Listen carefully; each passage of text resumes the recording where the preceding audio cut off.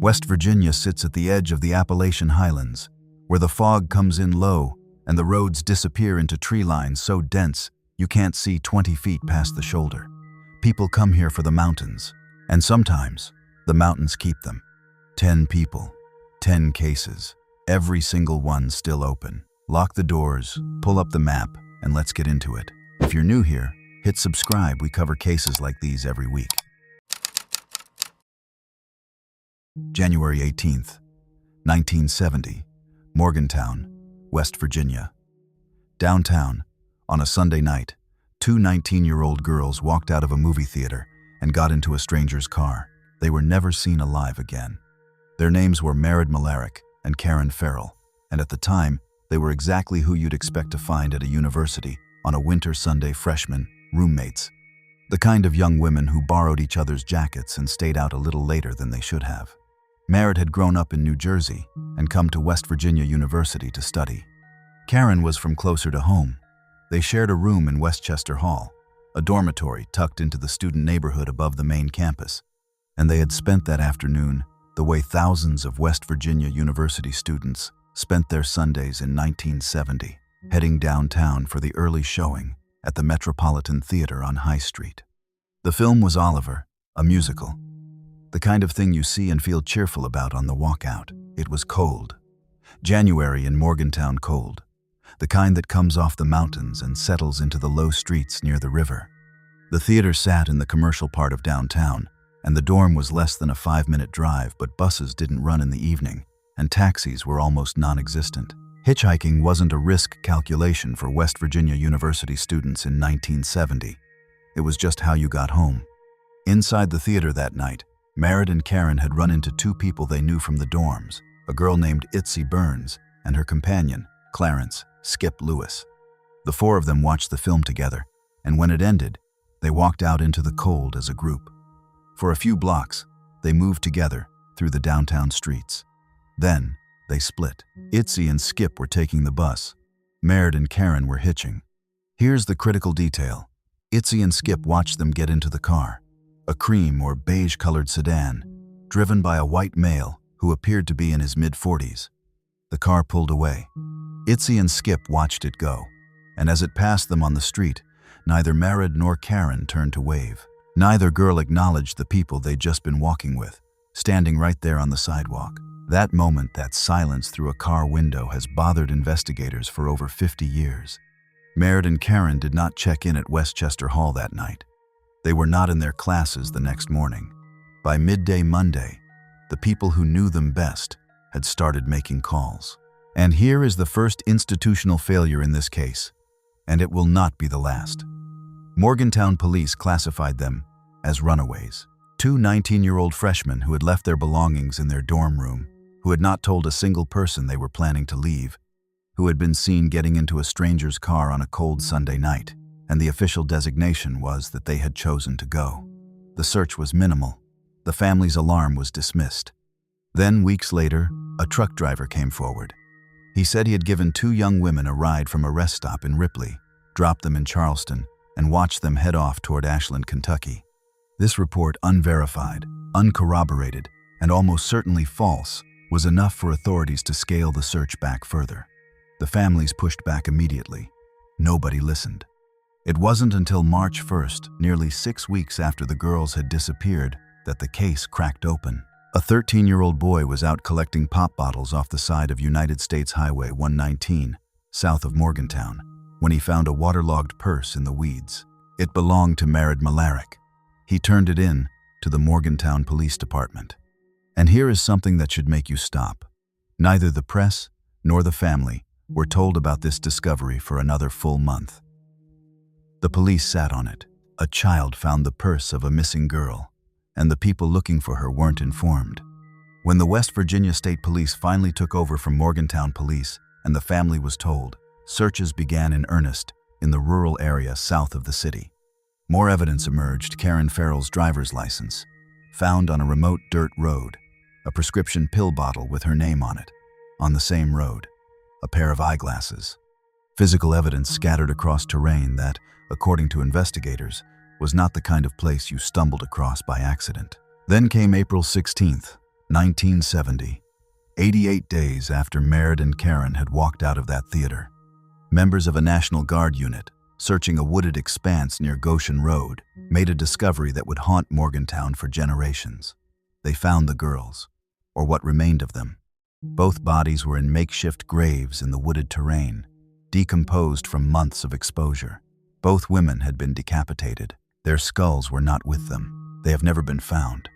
Now this is where the case turns dark in a different way, not just in what happened to Merritt and Karen, but in what happened after. Because the investigation that followed was as troubled as the one that preceded it. In 1976, 6 years after the murders, a man named Eugene Paul Clausen was convicted of the kidnapping, rape, and beheading of Karen Farrell and Merritt Malarick. He was 36 years old. He was sentenced. But here's what doesn't make sense. The evidence against Clausen was contested from the beginning, and it has only become more contested since. The 2017 podcast Appalachian Mysteria, which devoted an entire season to the case, proposed that Clausen may have been wrongfully convicted, that the real perpetrator was never identified. The companion book, The West Virginia University Co-ed Murders, published in 2021 by Sarah James McLaughlin and Jeff Fuller, raised the same questions and went further, presenting a detailed alternative theory. Anonymous letters sent to investigators after the murders, letters postmarked from Cumberland, Maryland, and punctuated with a triangle symbol, were linked to a man named Richard Warren Hoover of something called the Psychic Science Church in Maryland. Hoover said he'd gotten his information during a seance. Investigators did not pursue him. The letters were never definitively explained. And the site itself. A former member of the National Guard unit that found the bodies, a man named Albert Rod Everly, a retired contractor, spent decades trying to understand what he had seen that April afternoon. When the podcast and book reignited public attention, Everly reached out to the West Virginia State Police. In the spring and summer of 2022, forensic investigators returned to the Goshen Road site with garden trowels and toothbrushes, conducting archaeological-style excavations of the ground where the bodies had been found. They were looking for the skulls. As of 2025, they have not been found. A West Virginia State Police investigator noted something about the discovery site that has always been difficult to dismiss. The terrain was remote in a specific way. Not just isolated known. Somebody would probably have to know that area to do that, the investigator said. I just don't think you stumble on that piece of property. Whether Eugene Paul Clausen was the right man, whether the real killer walked free, whether those anonymous triangle letters meant anything, those questions remain officially open. What is not open is the end result. Merritt Malarick and Karen Farrell got into a cream-colored car on a Sunday night in Morgantown. They were 19 years old. They were found in the ground, headless, 88 days later, and the person who took their skulls has kept that secret for over 50 years. The skulls of Merritt Malarick and Karen Farrell have never been found. Investigators went back to that Goshen Road site in 2022, more than half a century later, and searched the dirt with toothbrushes. They came up empty. And that's the last confirmed thing anyone can tell you about this case. That somewhere in the hills, south of Morgantown, West Virginia, in ground that only a local would know to find, a killer buried evidence that has outlasted every investigation thrown at it. Case 2 takes us 60 miles south. A snowy February morning, a mother of 3 who left her kids a note before she left the house and never came back to explain it. February 12th, 1979. Bentry, Nicholas County, West Virginia.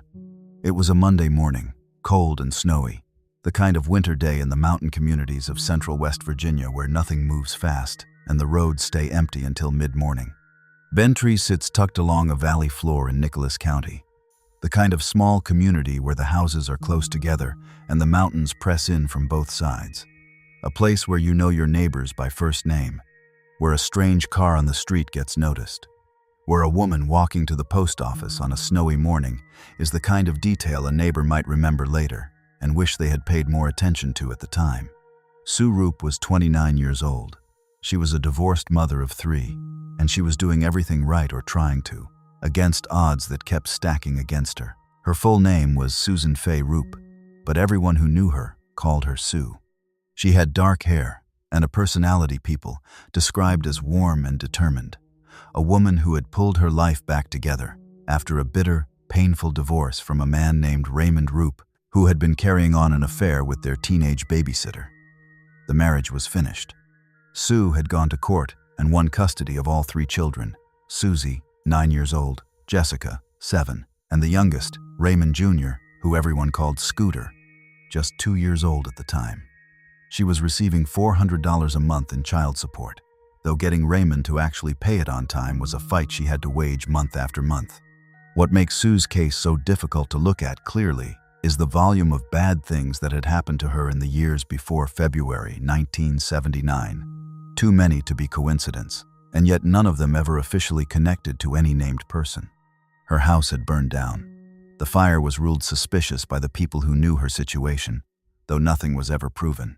She had been run off the road while driving, suffering a serious injury to her head. She had been dragged into court by Raymond, who attempted to claim a portion of the insurance money from the house fire. She had written letters to friends describing her fear, not vague anxiety, not general stress, but the specific, named fear of a woman who believes someone is working against her. The letters exist. The concern was documented. People who knew her knew she was frightened. And yet, in the weeks before she disappeared, Sue had also received some genuinely good news.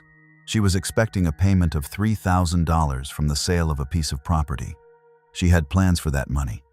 She was going to buy a new home for herself and the kids, a real place, stable ground, a fresh start after everything Raymond had put her through. She was 29 years old, and she had a plan, and the plan was working. The night before she vanished Sunday, February 11, Sue sat with her daughters before bedtime and told them how much she loved them. She told them it was important, that they should always remember it. According to the girls, she had never spoken to them quite that way before.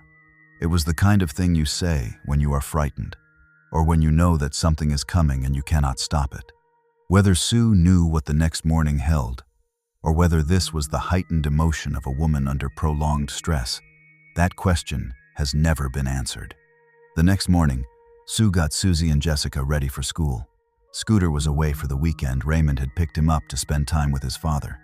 The girls headed out. Sue moved around the apartment, getting ready for the day. She left a note on the kitchen table. It told the girls that if she wasn't home when they got back from school, they should go next door to Carol's. At approximately 8:30 in the morning, Sue's neighbor, a woman named Sadie Holstein, watched from her window as Sue came out of the apartment building and got into a vehicle parked outside.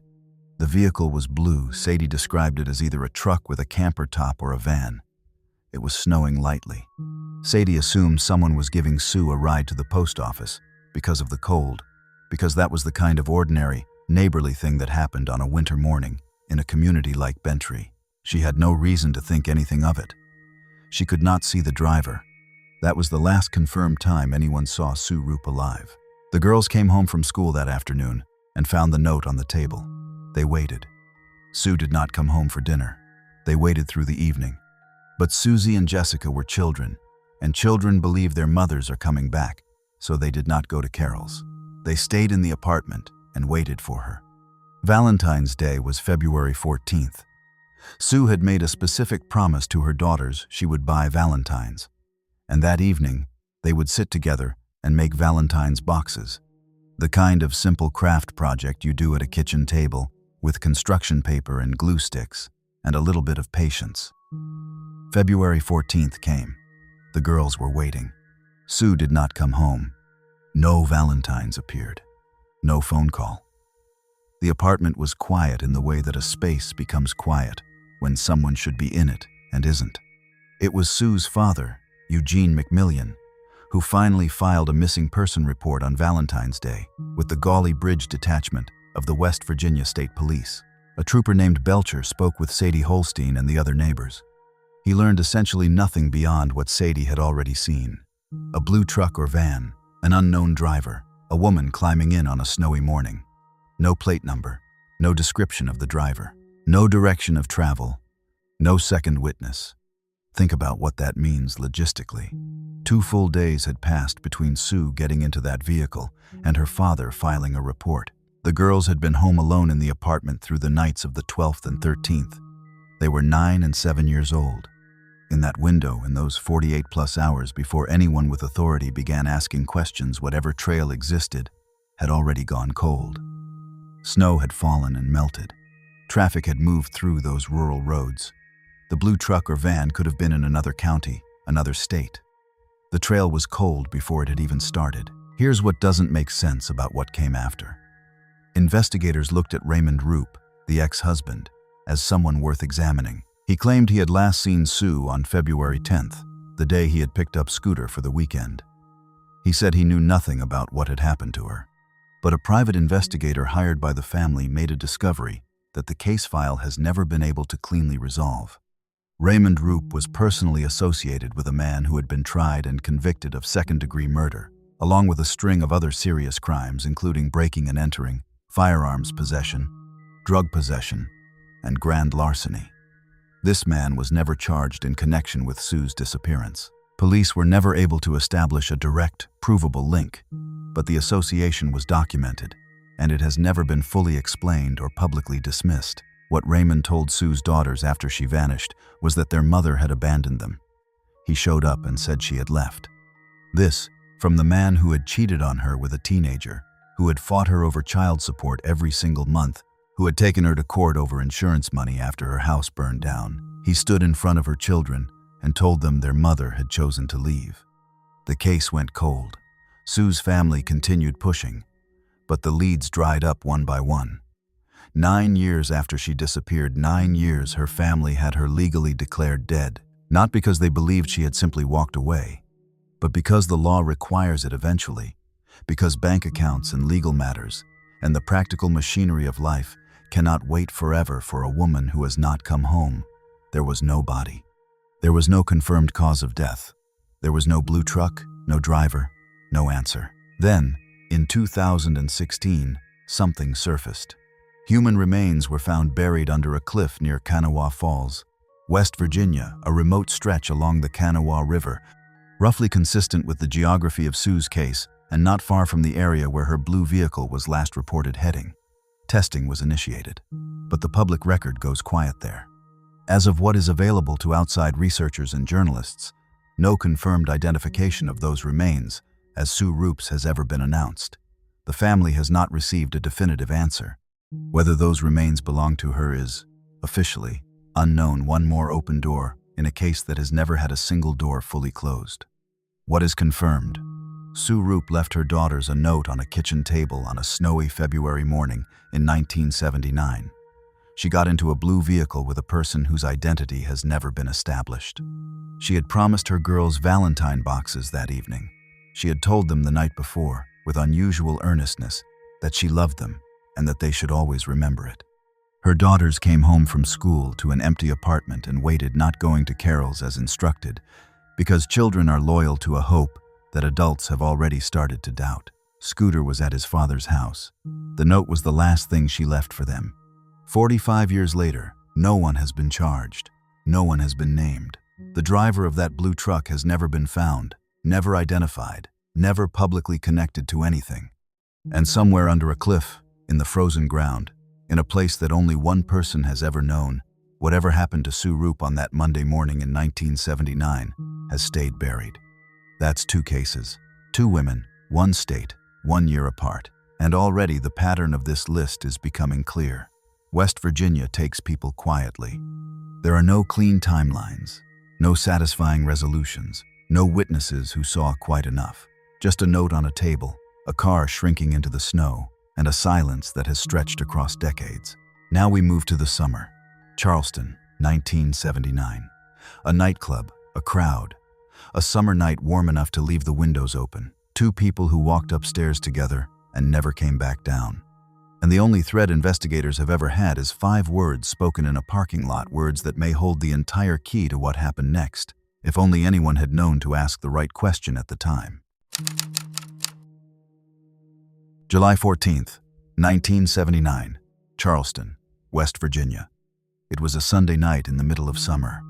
The Kanawha River Valley holding heat the way low ground does, when the sun goes down but the humidity doesn't. Charleston was the state capital, and its downtown had a nightlife built around a cluster of bars and clubs that drew in young people from the surrounding communities.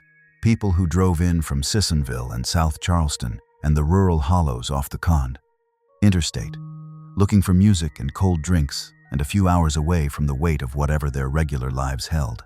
It was the kind of scene that felt ordinary from the inside and becomes significant only in retrospect, when you start tracing what happened to two specific people on a specific night.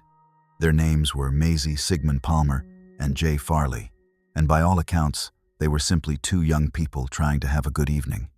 Maisie was 25 years old. She had been through a lot in a short time: a marriage, a divorce, a relocation, and a return home, all compressed into her mid-20s. She had lived in Oklahoma City, in Seaside Park in New Jersey, in several small cities in Pennsylvania. She had worked in nursing homes and as a secretary and a file clerk. She had no criminal record. 3 months before this night, her divorce had been finalized, and she had moved back in with her parents at their home on Grapevine Road in Sissonville, a community northwest of Charleston, along Route 114. She was, by every account, someone rebuilding. She had work experience, she had a network of people who knew her, and she had recently started seeing someone new. His name was Jay Farley. He was 18 years old, several years younger than Maisie, though his family noted they were not yet serious, not officially going steady. He was young, local, and new to whatever Maisie's world was becoming. They had been spending time together for a few weeks. On the night of July 14th, a relative dropped Maisie off at a nightclub called the Roarin' Twenties at 209 Hale Street in downtown Charleston. The plan was to meet Jay there. She arrived around 10 in the evening. Jay was there, or arrived shortly after. They went inside together, ran into some people they knew, spent time at the bar. Everything looked normal. Nothing about the early part of the night raised any flags for the people who saw them. Then, sometime after 11 o'clock, the night shifted. Maisie and Jay needed a ride to another club, the King's Inn, at 1608 2nd Avenue, a short distance away. A man named Bill Cottrell, who knew Jay, agreed to drive them. The three of them got into Cottrell's car. They drove to the King's Inn and pulled into the parking area outside. And here is the moment that investigators have been trying to decode for over 40 years. As the car stopped in the lot, Maisie looked toward the entrance of the club and said something to no one in particular. "Oh, he's in there." "Oh." 5 words. That's the whole thing. Bill Cottrell heard them. He didn't know who she was referring to. He asked, or registered his confusion, and Maisie didn't explain. She didn't say a name. She didn't say whether she was pleased or alarmed. She said 5 words, and then she and Jay and Cottrell went inside. Here's the critical detail. The emotional valence of those 5 words has never been established. Was it excitement, someone she wanted to see? Was it dread, someone she had been hoping to avoid? Was it the specific, loaded recognition of someone dangerous? Cottrell couldn't say. The people inside the King's Inn that night, in the accounts investigators later gathered, couldn't say either. Whatever Maisie meant by it, she kept it to herself. Inside the King's Inn, the three of them sat down at a table. The club was busy, a summer Sunday. Music, other patrons, the ordinary low-level noise of a place where people come to not think about their problems for a few hours. Cottrell was there. Other people Maisie and Jay may have known were presumably there too. It was the kind of environment where nobody watches everyone, where comings and goings blend into the general movement of the night. A few minutes after they sat down, Maisie excused herself. She told the table she was going upstairs to speak with a friend. She got up and went.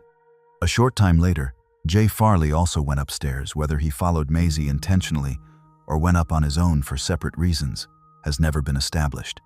And that moment of 2 people climbing a staircase inside a crowded club on a warm July night is where the confirmed timeline for both of them ends completely.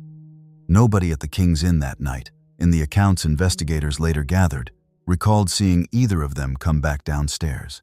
Nobody remembered watching them walk out the front door. They did not say goodbye to Cottrell. They did not return to the table.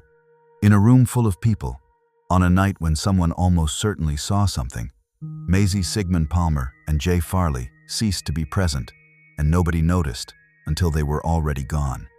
That is the part that is difficult to absorb. They did not run out screaming. There was no disturbance that drew attention. They went upstairs, and then they were not there anymore, and the rest of the night moved on around their absence, like water around a stone. By morning, both Maisie and Jay were missing. No calls home, no trace. The days that followed produced very little. Investigators worked the case, talked to people who had been at the King's Inn, tried to reconstruct the upstairs room, tried to identify the person Maisie had spotted in the parking lot. That identity has never been officially established. Whoever he was, the man Maisie recognized with those 5 words, has never come forward, never been publicly named, and never been definitively connected to what happened that night. 5 years passed. In 1984, a security guard at a surface coal mine in Fayette County, a facility roughly 60 miles from Charleston, in the rugged mining terrain south of the Kanawha Valley, made a discovery during a routine sweep of the property. Skeletal remains. The remains were eventually identified as belonging to Jay Farley, 18 years old, last seen walking up a staircase in a Charleston nightclub in the summer of 1979. Consider what 5 years of silence means for a case. In 5 years, memories blur, witnesses move away, or change their stories, or die. The people who were at the King's Inn on July 14, 1979, are scattered. Their recollections of a specific Sunday night 5 years prior diminished to fragments.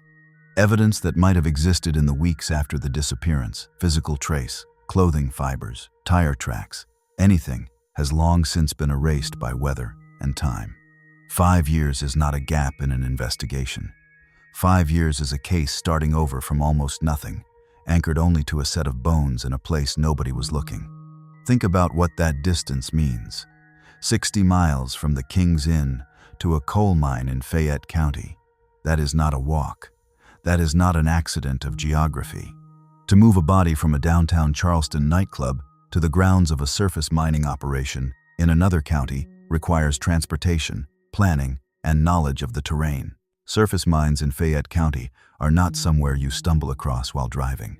This was specific industrial property, the kind of location a person would know about through work, through local connections, through time spent in that county's roads and geography.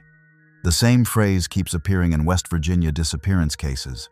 Only a local would know to go there. It appeared in the Merritt and Karen case. It appears here too. Maisie Sigmund Palmer has never been found. Not at the mine. Not anywhere. Whatever happened to her after she went upstairs at the King's Inn on the night of July 14th, 1979, has never been definitively established. Now this is where the case turns dark in a specific, documented way. Investigators over the years developed a person of interest, a man named Mark Legg, a former West Virginia resident who became a suspect or person of interest in multiple crimes across West Virginia and North Carolina between 1983 and 2000. The crimes attributed to Legg or connected to his name over the years include sexual offenses against 2 teenage boys and the murders of 2 young men. Each time, he was either not charged or the charges were dropped. He was never formally tied to what happened to Maisie and Jay, but investigators and family members have pointed to a connection worth noting. Maisie Sigmund Palmer, in the years before her disappearance, had associated with people connected to motorcycle circles in the Charleston area. Mark Legg moved in similar circles. That overlap has never been proven to mean anything specific, but it has never been ruled out, and Legg has remained a figure of interest in discussions of the case for decades. What makes this case particularly unsettling beyond the obvious horror of it is how neatly it illustrates a pattern that West Virginia investigators have encountered repeatedly. The terrain of this state is not just scenically rugged, it is operationally rugged. A person who knows these mountains, who understands which industrial properties sit at the end of which unmarked roads, who is comfortable moving through the back geography of counties that most outsiders never see, that person has options that don't exist in a city. 60 miles of Appalachian terrain between a downtown nightclub and a surface mine can swallow evidence completely, and apparently did. What the case comes down to is this. A woman said 5 words in a parking lot, went upstairs in a building full of people, and was never seen again. Her companion's bones turned up 5 years later at a coal mine 60 miles away, in a location that required local knowledge to find. And the person Maisie recognized the person whose presence in that club was significant enough to make her say, "Oh, he's in there," with enough weight that Cottrell still remembered it has never been identified. The last thing Maisie Sigmund Palmer said before she went upstairs at the King's Inn was that she was going to talk to a friend. Nobody who was in that building that night has ever been able to tell investigators who that friend was. Hit subscribe if you want to stay with these cases. We cover stories like this every week. And the next ones do not get easier. 14 years later, we move south and east to Raleigh County, to a small community called Bolt, and to a marriage that ended without any of the paperwork. A young woman disappears. Her car disappears with her, and then, a month later, the car comes back. The woman never does. Raleigh County, West Virginia. Bolt is not the kind of place that appears on most maps. It is an unincorporated community tucked into the southern coalfields, a few miles outside Beckley, along roads that wind through ridge and hollow in the way that all roads do in this part of the state narrow. Tree-lined, the kind of route where you can drive for 10 minutes without passing another car. The area around Bolt was built around coal. The houses sit close to the road. The properties run back into the hillsides and up into tree cover that thickens the moment you move off the pavement. And in the early 1990s, on a stretch of Brackenridge Road on the edge of the Harmon Farm property, a young married couple was living in a small residence, the kind of arrangement that exists all over southern West Virginia, where people set up households on family land because the land is there and the rent is nothing. Her name was Angela Cherise Gwynn Stevens, but everyone who knew her called her Cherise. She was 23 years old, and the picture that emerges from people who knew her is of someone with genuine direction and energy, not drifting, but moving. She was enrolled as a student at the College of West Virginia, which operated out of Beckley, working toward a degree while managing the ordinary complexity of early adult life in a rural county. She took her fitness seriously enough to hold a membership at the LA East Gym in Beckley, which is the kind of specific detail that tells you something about a person. She was disciplined. She had a routine. She showed up. She had worked at Spartan Sporting Goods in Beckley before her disappearance. People at the gym knew her face. Her classmates knew her name. She was present in her community in the tangible, daily way that makes a disappearance all the more incomprehensible to the people left behind. She drove a 1993 white Dodge Daytona, a car that becomes the most important physical object in this entire case, so hold on to that detail. She was married to a man named Norman Stevens.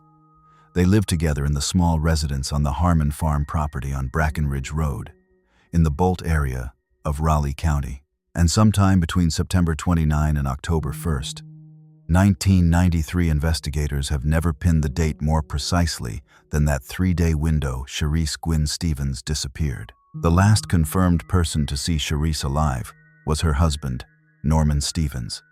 That fact sits at the center of everything. Not a friend, not a neighbor, not a classmate at the college, or a workout partner at the gym. Her husband.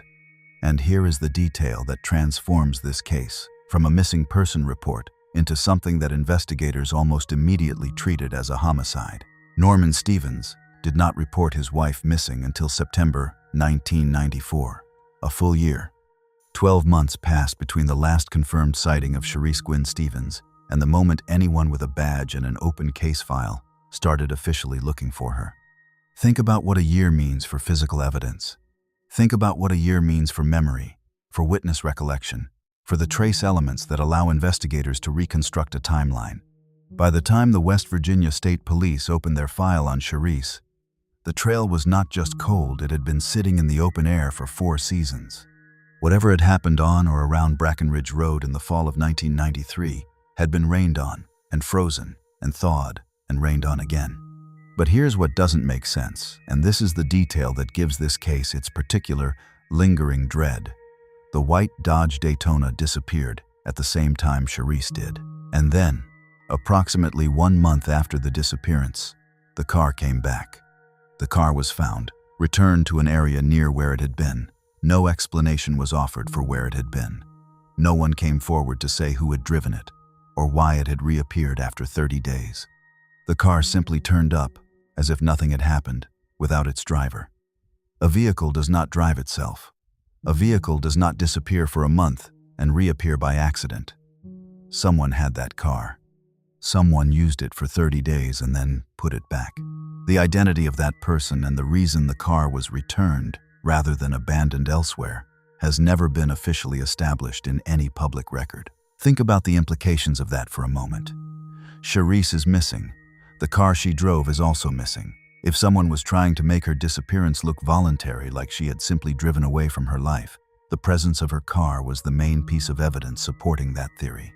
And then the car comes back a month later, which destroys the "she drove away" narrative but raises a question far more disturbing. Why return it at all? What purpose did returning the car serve for whoever had it? Was it an attempt to redirect attention, to eliminate it as evidence?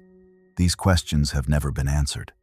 The West Virginia State Police, when the case was finally reported in 1994, opened the investigation under the classification of a homicide, not a missing person, not an unexplained absence.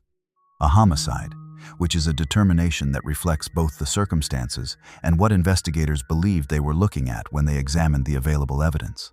The classification matters. It tells you what the professionals on the ground concluded when they reviewed what they had.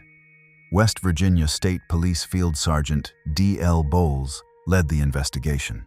Crime Stoppers of West Virginia became actively involved, specifically soliciting tips about the white Dodge Daytona, not just about Charisse herself, but about the car. They wanted to know where it had been during that missing month, what it had been used for, who had returned it. Nobody came forward with that information. Not in 1994. Not in the years that followed. Nobody has come forward in the 30-plus years since. The family has never had an answer. The West Virginia State Police cold case files list Charisse Gwynn Stevens as an open homicide investigation. The investigating officers, Field Sergeant D.L. Bowles and Sergeant G.D. Williams, were actively seeking tips for years after the initial investigation stalled. Crime Stoppers West Virginia still carries the case, and their materials make clear what they consider the most important outstanding question. Where was the Dodge Daytona during the month it was gone, and who drove it back? The community around Bolt did what small communities do with a case they can't make sense of. They talked. Rumors circulated. One that has persisted for years and which should be stated plainly as unconfirmed involves a church and a septic tank somewhere in the area. The rumor suggests that Charisse's remains may be connected to a property with religious use, and that a septic structure on that property may be relevant. Investigators have neither confirmed nor publicly eliminated this as a lead. It remains, officially, a piece of community speculation that has never been verified. It is included here not as evidence, but as an illustration of what happens when an official investigation produces no answers for 30 years. People fill the silence with whatever theory fits the available space, and the theories calcify into local legend. What the official record shows is this. Norman Stevens was the last person to see Charisse alive. The case is classified as a homicide. No one has ever been charged. The car disappeared and came back and has never been explained. And there is a detail from community sources, a 98-acre farm property in the area, that has appeared in discussions of the case in connection with rumors that have circulated for decades. Though again, nothing in that territory has ever been officially confirmed as connected to Charisse. This is where the case turns into something else. Not just a disappearance, not just an unsolved homicide, but a study in institutional delay and its consequences. 1 year without a report. 1 year during which the primary witness to Charisse's last confirmed whereabouts was her husband. 1 year during which a white car went somewhere and came back and nobody was required to explain it, because nobody was officially looking yet. When investigators did finally begin working the case, they were operating at a massive disadvantage, not because the evidence had never existed, but because the window in which it could have been preserved and collected had long since closed. The Brackenridge Road property had been lived on, walked on, rained on for a year. The Harmon Farm and its surrounding land had seen the passage of 4 full seasons. Any physical trace that existed in October 1993 footprints, tire marks, anything disturbed or deposited in the immediate vicinity of whatever happened was gone. And the people who might have noticed something unusual in Bolt in the fall of 1993 had been living with the assumption, for a full year, that Charisse had simply left. Their memories had been framed by that assumption. Recalibrating a year later, asking those same people what they saw in a context they now understood to be a potential murder scene rather than an ordinary domestic departure that is a profoundly harder task. The 1-year delay is not a bureaucratic footnote in this case. It is, in the view of investigators and anyone who has studied the evidence carefully, arguably the single most consequential factor in why this case has never been resolved. Somebody knew that. Somebody who understood what a year of silence would cost an investigation made a decision accordingly. Somewhere in Raleigh County, someone knows exactly where that white Dodge Daytona was for the 30 days it was missing. They know who drove it back. They know which roads it traveled and why it was returned to where it was found rather than left somewhere else entirely. They may know quite a bit more than that. And for 30 years, through cold case investigations, Crime Stoppers appeals, community rumors, and the slow accumulation of time, that person has chosen not to say anything. The white Dodge Daytona came back. Sharice Gwynn Stevens never did. She was 23 years old. She had a gym membership and a class schedule and a life she was building in a small community in the southern coal fields. The last person who confirmed seeing her was her husband. The car that disappeared when she did came back a month later without explanation, and the West Virginia State Police, to this day, classify her case as an open homicide. And now we move north and west, toward the Ohio River, toward a mid-sized city in November, because the next case starts with the most ordinary thing in the world. A 19-year-old calling her mother to say she's on her way home, and ends with a burning car on a county road at 3:30 in the morning, and 2 men who had just broken out of a jail in Kentucky. November 11th, 2002, Huntington, West Virginia. It was a Monday night, and the city was doing what it always does on a November evening, pulling inward, the kind of cold that comes off the Ohio River and settles into the downtown streets and makes you want to get home quickly rather than linger.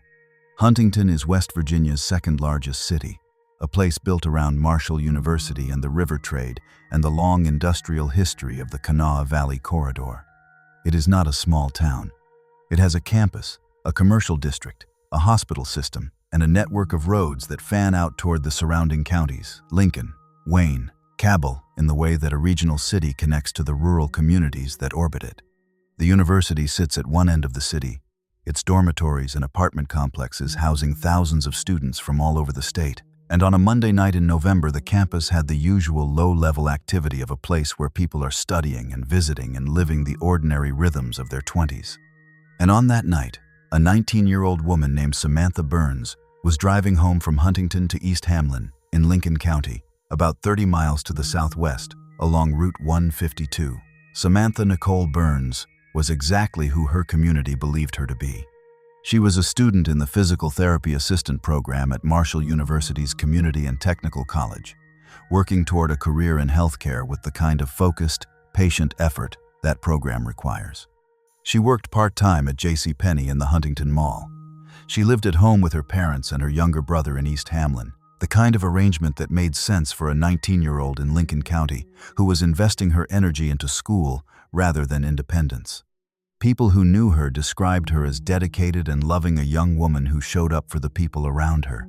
She was athletic, involved in the softball community that would later honor her name for decades. She was, by every account, someone who had people around her who knew where she was and expected to hear from her, which is part of why the silence after that 9:45 call became alarming as quickly as it did.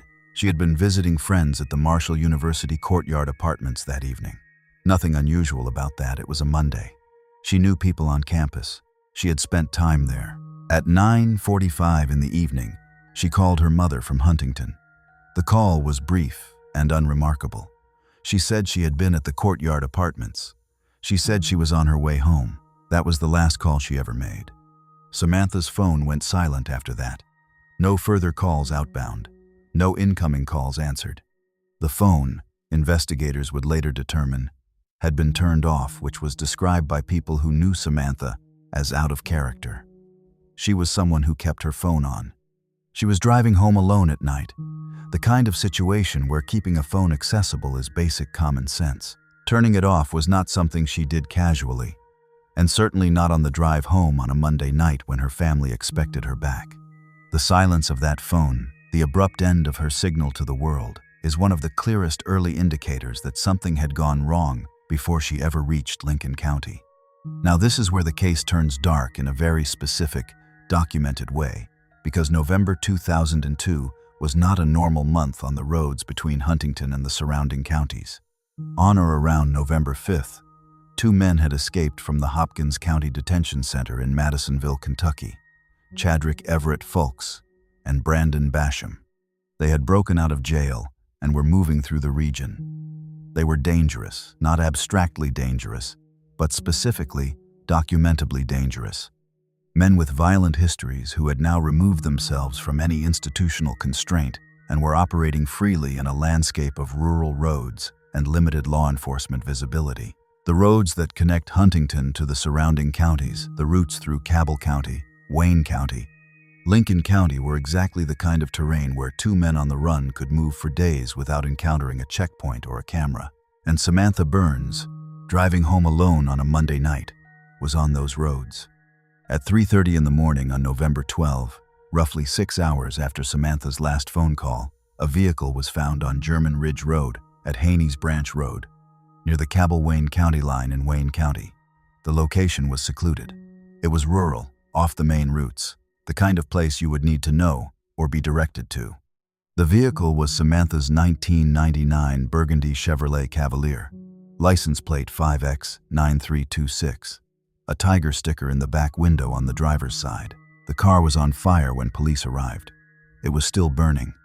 There was no sign of Samantha anywhere near the vehicle, no belongings, no indication of where she had gone. Nothing left behind that explained the gap between a phone call in Huntington at 9:45 and a burning car in Wayne County at 3:30 in the morning. That gap, roughly 6 hours, 30 miles, and an incinerated vehicle has never been fully explained from the physical evidence alone. Here's the critical detail about what those 6 hours contained. Federal prosecutors, in building the case against Fulks and Basham, established through records that, after taking Samantha's car, the 2 men drove her around at gunpoint and attempted to withdraw money using her at multiple ATM locations. The car was the instrument. Samantha was held inside it while they moved through the night. The burning of the vehicle on a back road in Wayne County was not the beginning of what they did, it was the end of it. An attempt to eliminate physical evidence after the fact. What happened in the hours between the phone call and the fire? In that car, on those roads. In the dark of a November night, in rural West Virginia. The full account of that has never been provided by either man, in any detail made available to the public or to Samantha's family. Here's what the investigation eventually established. Fulks and Basham, after escaping from Hopkins County, were active in the region during that period. They were later connected to the deaths of multiple people across several states during their time on the run. In June 2003, federal charges of carjacking resulting in death were filed against both men in connection with Samantha Burns. In July 2005, Branden Basham pleaded guilty in federal court. He stood before a judge and apologized directly to Samantha's family. He confessed his involvement in her death. Chadrick Fulks also pleaded guilty. Both men were sentenced to death. They are currently on death row in Indiana, having been convicted under federal law for an act that occurred on the roads of southern West Virginia. The case is, in a narrow technical sense, resolved. There are convictions. There are confessions. There is legal accountability. The federal system worked, in the sense that it identified the perpetrators and extracted guilty pleas. But here's what doesn't make sense. Or rather, here's what makes this case something that will never fully close, regardless of what happens to Fulks and Basham. Samantha Burns has never been found. Basham and Fulks confessed to killing her. They apologized to her family. They told the court they were responsible for her death. And in all of that, in the guilty pleas and the death sentences, and the years that have followed on death row, neither man has provided a clear, verified, usable account of where Samantha Burns's body is. They may have given information. Whatever they said, publicly or in interviews with investigators, has not resulted in the recovery of her remains. The family has waited. The investigators have waited. And every year that passes makes the physical recovery of any identifiable trace more difficult, as the land changes and the markers that might once have guided a search become less reliable. She was 19 years old. She called her mother at 9:45 at night to say she was coming home from Huntington. She never arrived. Her car burned on a back road in Wayne County 6 hours later, still burning when the police got there. And the men who know exactly what happened to her body in the hours between that phone call and that fire are alive, on death row, and have not given the family what they need most. Her family in Lincoln County has not stopped. Every year, they hold a softball tournament in Samantha's name, a memorial event that has run for over 2 decades now, with girls from schools throughout Lincoln and Wayne County competing in her honor. The players who participate today were not yet born when Samantha disappeared. They know her name anyway. Her family has made sure of that because in the absence of remains, in the absence of a grave, in the absence of the kind of physical closure that allows grief to settle into something livable, keeping her name present in her community is one of the only things that remains within their control. We haven't found her body, so she's still out there somewhere, one family member told a local news station on the 20th anniversary of Samantha's disappearance. Those 2 gentlemen are still alive. As long as they're alive, we'll always have hope one of them will come forward, or anybody will come forward that knows anything about her disappearance and where she may be. The families also filed wrongful death lawsuits against Fulks, Basham, and the Hopkins County Jail, whose failure to secure 2 dangerous inmates set the chain of events in motion. The suit against the jail was settled for an undisclosed amount in August 2008. Money, not answers, not Samantha. Chadrick Fulks and Branden Basham are sitting on death row right now. They know where Samantha Burns is. They know which road, which field, which specific piece of ground in rural West Virginia holds whatever remains of a 19-year-old girl who called her mother on a Monday night to say she was heading home from Huntington.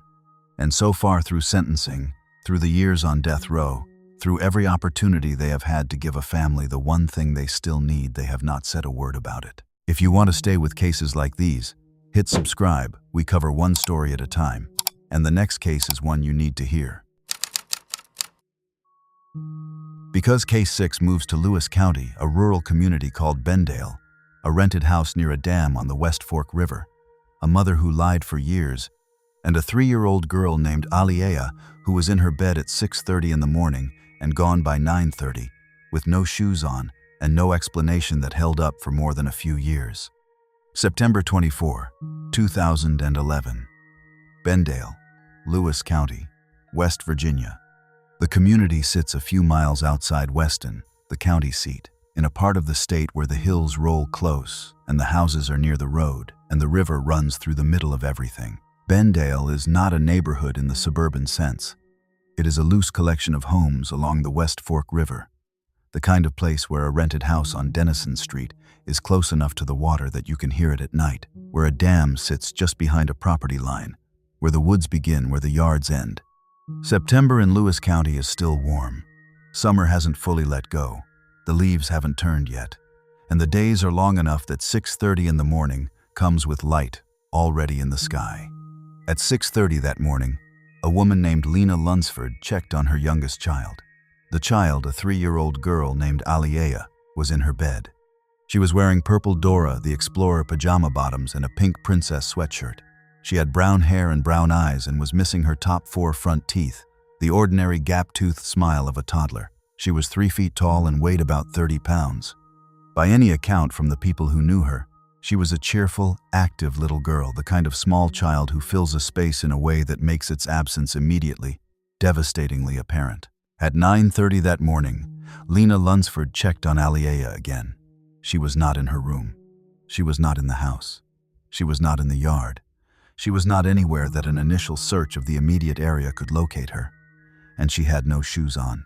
A 3-year-old child, in pajamas, with no shoes, had disappeared from a locked residential house in the 3 hours between 6:30 and 9:30 on a September morning, with no witness, no sound, no indication of how she had left or where she had gone.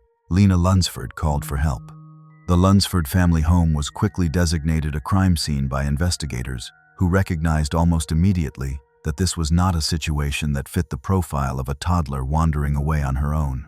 The family was relocated to an undisclosed address. And within days, Something that almost never happens for a missing toddler in a rural West Virginia county happened here. Over 1,000 community volunteers arrived to search. People came from across Lewis County and the surrounding region, organized into grid search parties that worked systematically through the neighborhood, the riverbanks, the wooded areas, the overgrown margins between properties. Churches sent groups. Local businesses sent employees. The community showed up in numbers that spoke to how profoundly a missing child disrupts a small place. How the absence of one 3-year-old in pajamas can pull an entire county onto its feet. K-9 units worked the scent trails radiating from the Denison Street house. Dive teams went into the West Fork River and into the dam that sat directly behind the property. The FBI's Crimes Against Children unit joined the investigation within days of the disappearance, bringing a child abduction specialist into what was already being treated as something more than a standard missing person case. Here's the critical detail that came in the first days. There was no Amber Alert. The Amber Alert system, by design, requires a vehicle description or a license plate number. Investigators didn't have either. Nobody had seen a car. Nobody had seen anyone carrying a child.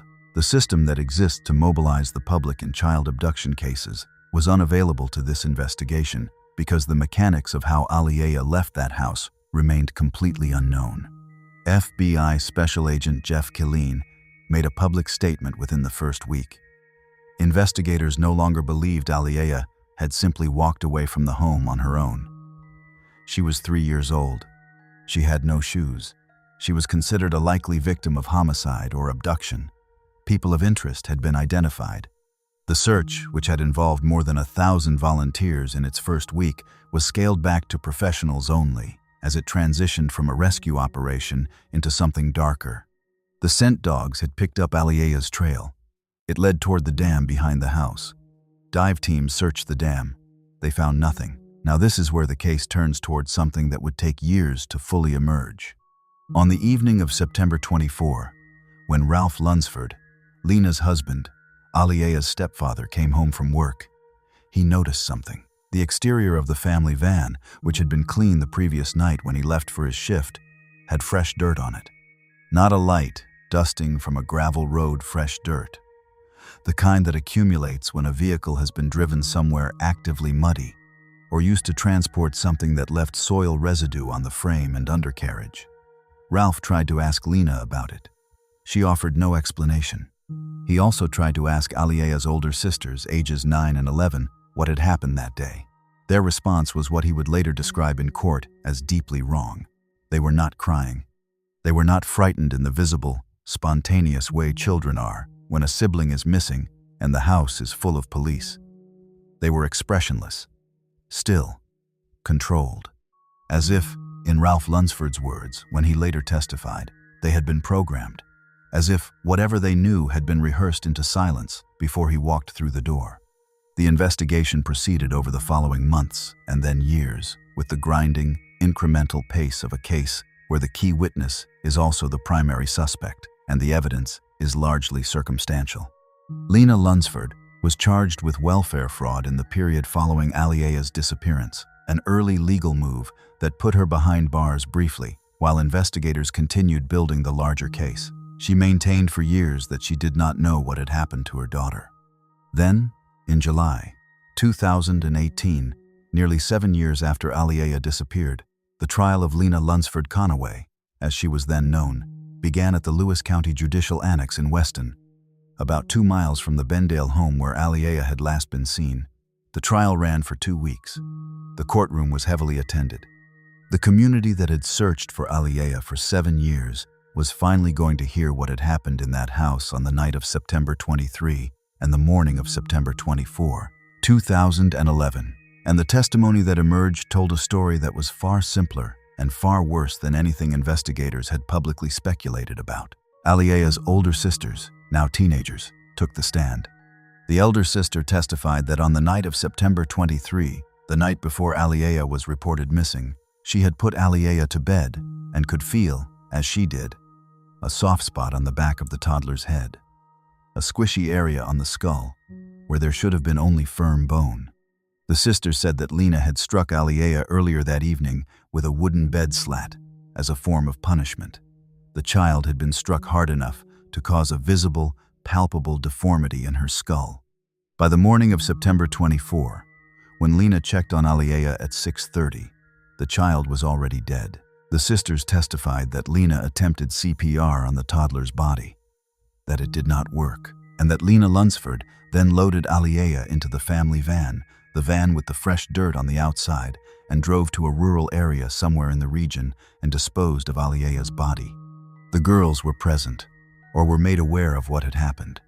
They were 9 and 11 years old at the time. For 7 years, they had lived with that knowledge. Lena Lunsford Kanawha was convicted in July 2018 of murder, child abuse, and concealment of a deceased body. She was sentenced to life in prison without the possibility of parole. The West Virginia Supreme Court of Appeals denied her request for reconsideration of the conviction in 2020. She is currently serving that sentence. But here is the impossible gap at the center of this case, the thing that makes it sit differently than any other case on this list. Aliayah Lunsford has never been found. There is a conviction. There is a life sentence. There is testimony from 2 sisters who were in the house when it happened and who described, in court, watching their mother drive away with their little sister's body. The legal machinery has done what it could with what was available.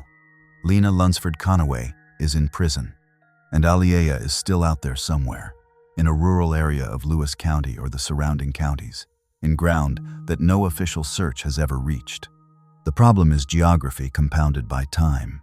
Lewis County and its neighboring counties are heavily wooded, riddled with hollows and back roads and old farm tracks that don't appear on any map. A morning drive from Bendale can cover a lot of terrain without ever crossing a traffic camera or a busy road. The sisters were young when they witnessed what happened. Their ability to describe a specific location, even if they wanted to, was limited by their age and their state of shock at the time. Whatever information prosecutors obtained about the disposal site either was insufficient to direct a successful physical search or was not made available in the public record in a way that allowed independent verification. The van, the fresh dirt, a rural area, reachable in the hours of a September morning. That is the entire spatial description available to the public for where Aliayah Lunsford might be. A community group called Aliayah's Army formed in the years after her disappearance and continued searching long after the official investigation transitioned to prosecution. They followed tips and community leads. They searched properties. They organized and showed up and refused to let the case go cold in the way that cases do when the cameras leave and the news cycle moves on. They have not found her. The family has continued its own efforts, including founding Aliayah's Farm, a 2.5-acre property with horses, used to provide free equine therapy to children in foster care and adoption systems, a gesture of care directed outward from a grief that has never been resolved. Aliayah's grandfather still says the prayer at the annual memorial event held in her name. She was 3 years old. She was wearing purple pajamas and a pink princess sweatshirt. She had no shoes. She has never been found. The next case is different in its geography. It moves south to Mercer County, to coal country outside Bluefield, to a birthday party that ended the way no birthday party should. A 21-year-old mother, a car in the driveway with nowhere to go, and a legal appointment she had been waiting months to keep, scheduled for 4 days after she vanished. July 26, 1992. Bluewell, West Virginia. Mercer County sits in the southernmost reach of the state, pressed up against the Virginia border, in the heart of the coal fields that defined this part of Appalachia for a century. Bluefield is the county seat, a city built on the coal trade that straddles the state line between West Virginia, and Bluewell is an unincorporated community just outside it, a stretch of residential roads and rural properties along the Mercer County hillsides, where the land runs up into ridges thick with hardwoods and comes back down into hollows that stay shadowed even in summer. Windmill Hill Road sits in this terrain, a residential rural stretch where houses are set back from the road and properties run into the hillside behind them.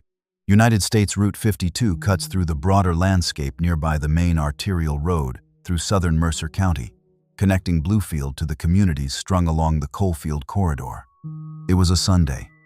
It was the first birthday of a little boy named Raymond Jr., and Brenda Gale Lambert, his mother, was 21 years old. Brenda had grown up in Williamson, West Virginia, in Mingo County, and had made her way to Mercer County as a young adult. She was the kind of person people described with consistent warmth, a free spirit, someone with a big heart, someone who showed up for the people around her. She had black curly hair and blue eyes and stood 5'2". She was the mother of 2 children, Krista, who was slightly older, and Raymond Jr., who was turning 1 that day. She was also, at the time of her disappearance, in the process of leaving a marriage that had become dangerous. Her husband was Raymond Lambert. They had separated. He had moved out and was living with his parents at their 200-acre mountain property nearby. The marriage was heading toward a formal legal dissolution, and in the weeks before the birthday party, Brenda had taken a step that spoke clearly to how she understood her situation. She had filed a domestic violence complaint against Raymond with the police.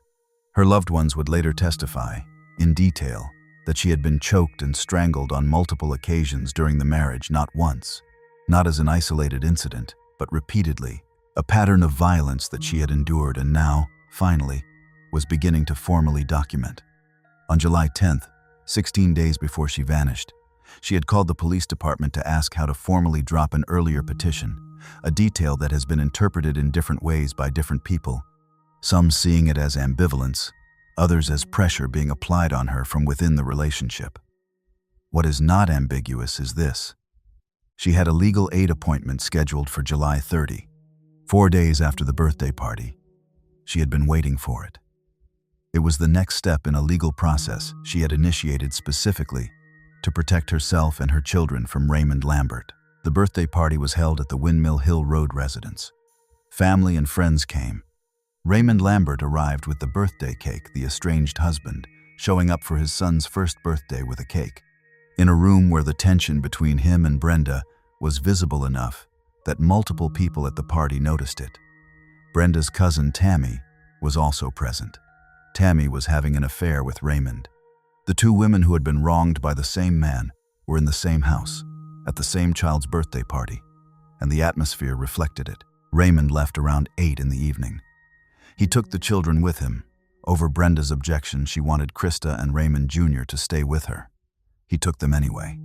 By 9 in the evening, the last of the other guests had also gone.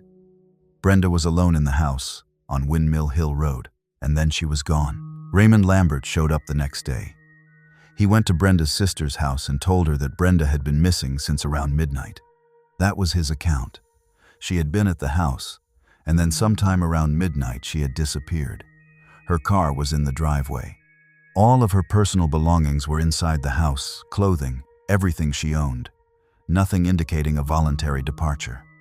Her legal aid appointment was 4 days away, the appointment she had waited for, that she had filed a domestic violence complaint to get to. She would not have walked away from it. Here's what doesn't make sense from the first moment. Raymond comes to report his estranged wife missing the day after the party. The wife who had a domestic violence complaint filed against him, who had a lawyer appointment coming up in 4 days. He says she disappeared in the middle of the night. Her car is still there. Her things are still there. And he is the one reporting her absence, the morning after he was the last person at that party. Investigators came. Polygraph tests were administered early in the investigation. One unnamed male suspect failed the polygraph. That person was never charged, because a failed polygraph is not evidence sufficient for prosecution. It is a signal, not a conviction. The identity of the person who failed that test has not been made public. 5.5 months passed, and then, on January 14th, 1993, another person connected to Brenda disappeared. His name was Mark Anthony Cook. He was 24 years old, a good friend of Brenda's in the Mercer County social circle. On the night of January 13, into the early morning hours of January 14th, he was at Pedro's Bar, which sat at Airport Square near United States Route 52, the main road corridor running through the broader Bluewell and Bluefield area, the same arterial route that connects the communities of this part of Mercer County. Around 3 in the morning, witnesses saw Mark leave the bar. He walked out into the January dark and was never seen or heard from again. No body, no trace, no indication of where he went or what happened to him in the hours after he stepped out of Pedro's. Investigators from the Mercer County Sheriff's Department examined both cases, and drew a conclusion that has guided the investigation ever since. The disappearances of Brenda Lambert and Mark Anthony Cook are connected. Not coincidental, not parallel connected. Chief Deputy Darrell Bailey, the longtime lead investigator who has since died, said in a 2006 interview with the Bluefield Daily Telegraph that he believed the same perpetrator was responsible for both disappearances. Two people who knew each other, who moved in the same social orbit in Mercer County, gone 5 months apart, with no remains and no resolution across 3 decades. The Route 52 corridor is a thread that runs through the physical geography of both cases. The Airport Square bar, where Mark Cook was last seen, is off Route 52. The Bluewell community where Brenda lived is near Route 52, and when investigators eventually received their most promising tip, it pointed directly at the ground near that road.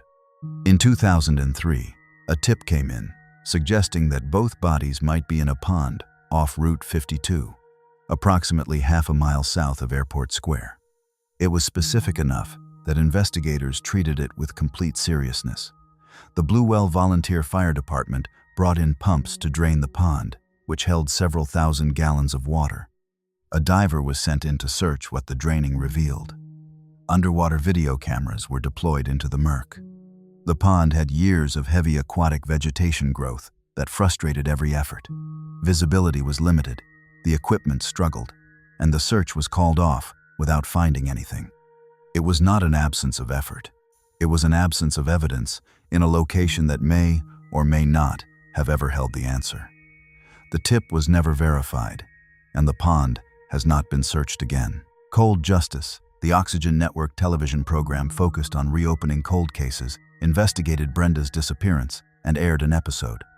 The Aware Foundation, a national nonprofit dedicated to missing and endangered persons and those affected by domestic violence, has become one of the most active external advocates for Brenda's case. They erected a billboard on Route 52 in Brush Fork, positioned on the road that runs through the geography of both disappearances, designed to keep her name in view of anyone who drives that corridor. The message is simple. Brenda Gail Lambert is missing. Someone knows something.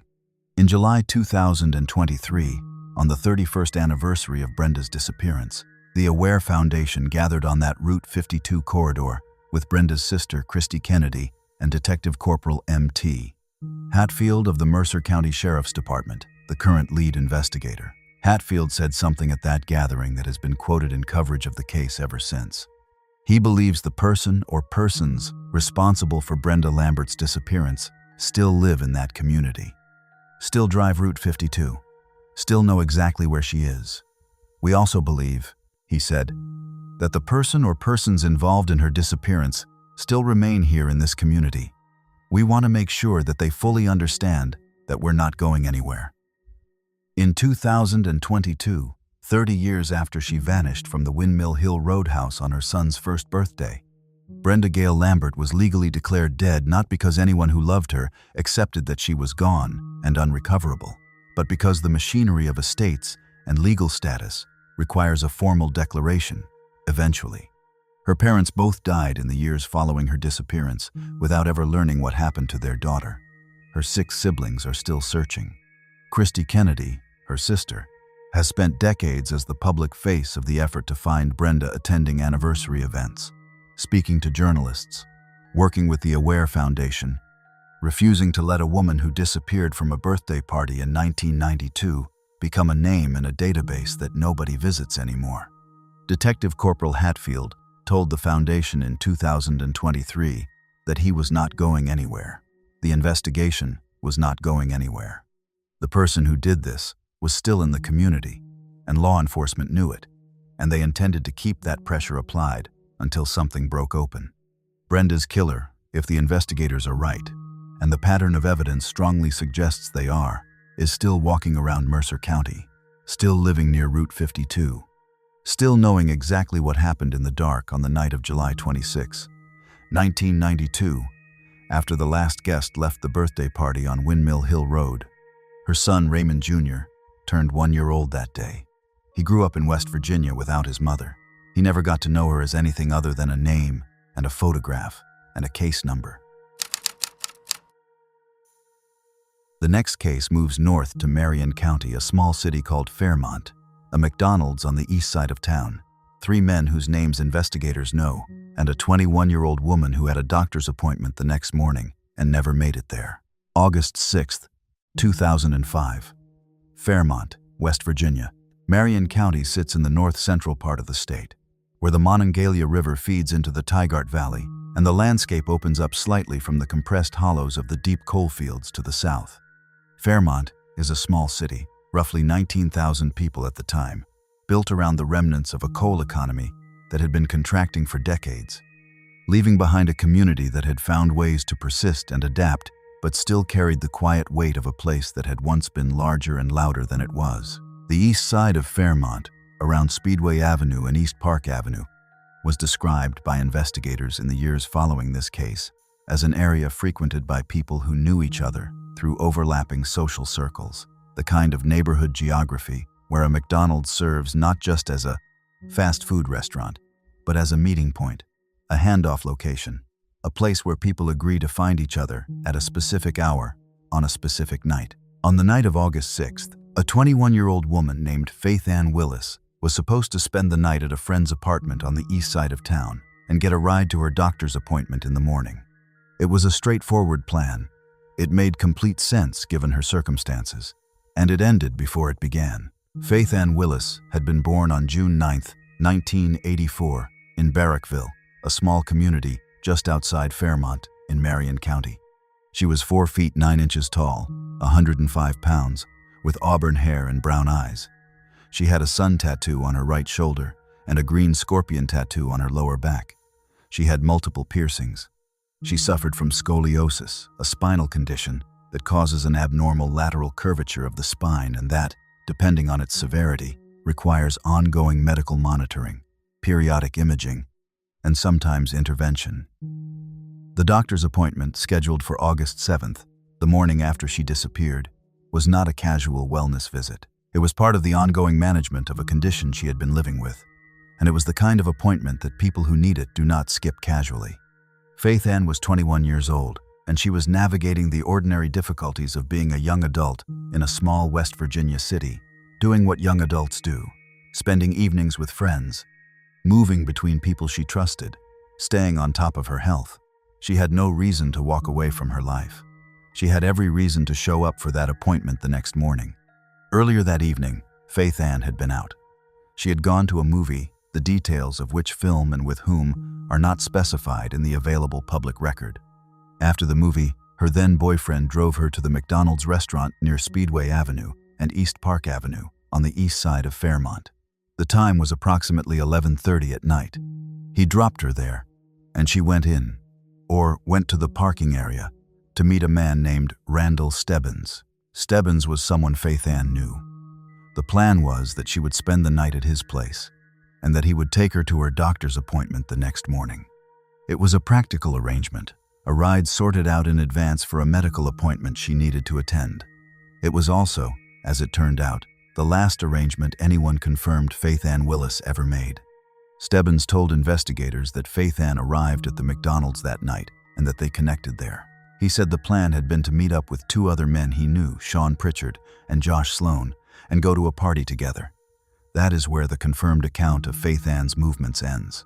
What happened after the McDonald's parking lot on the east side of Fairmont at 11:30 at night on August 6, 2005, has never been established by any physical evidence, witness account, phone record, or surveillance footage made available to the public. FaithAnn Willis did not appear for her doctor's appointment on August 7th. She did not contact her mother. She was reported missing on August 10, 4 days after she was last seen at that McDonald's. Here's the critical detail: 4 days. The window between FaithAnn's last confirmed location and the official missing persons report was 4 full days. In those 4 days, no one who was with her on the night of August 6th called her absence in to police. Whatever was known or suspected about what had happened to FaithAnn in the hours after that parking lot was not communicated to law enforcement in any form that resulted in a report being filed for 96 hours. 4 days in August, in West Virginia, in a region with summer heat and summer rain. 4 days during which any physical trace on or near a road, a field, a riverbank, a wooded property. Any evidence that might have existed in the immediate aftermath was exposed to weather, to foot traffic, to the ordinary passage of time that makes forensic reconstruction harder with every hour. By the time investigators began working the case, the trail from the east side of Fairmont was already cold, in the way that 4 summer days make things cold. The people who knew FaithAnn was missing before the report was filed had 4 days in which to do whatever they were going to do. That window has never been fully accounted for. The 3 men, Randall Stebbins, Sean Pritchard, and Josh Sloan, were identified by Fairmont police as the last known people to see FaithAnn Willis alive. All 3 were interviewed extensively. All 3 were administered polygraph tests. No charges were ever filed against any of them. Josh Sloan later died, making whatever he knew about the night of August 6th permanently inaccessible to investigators.